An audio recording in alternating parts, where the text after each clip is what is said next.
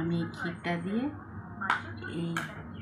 এর মধ্যে একটা একটা করে এটা দিয়ে ফোল্ড করে চাপা দিয়ে দিলাম, দিয়ে আমি এটাকে আস্তে আস্তে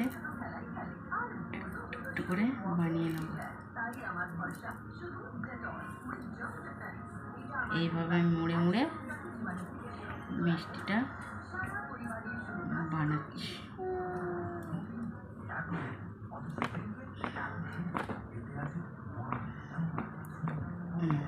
এইভাবে দেখুন,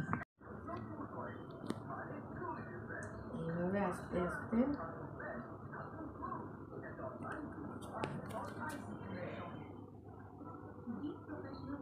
মুখটা যদি ছিঁড়ে যায় সেই জন্য এটাকে ভালো করে মুড়তে হবে।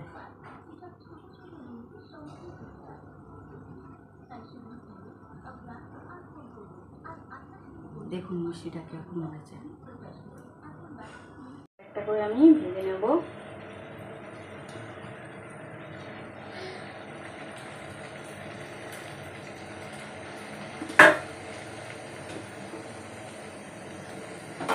আস্তে আস্তে এগুলোকে হালকা করে খুব জোর দিলে হবে না, আস্তে আস্তে ভাজতে হবে।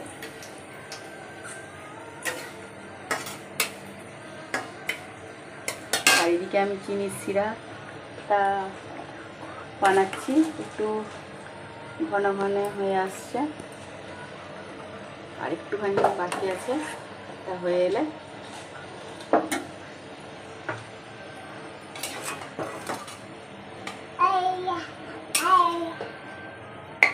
আমি একটা একটা করে এবার ভেজে তুলে নেবো।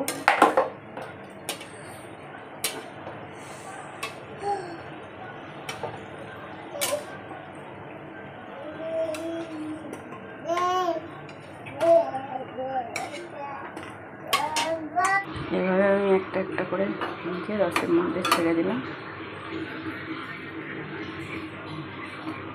কেমন হয়েছে আপনারাই বলবেন। দেখুন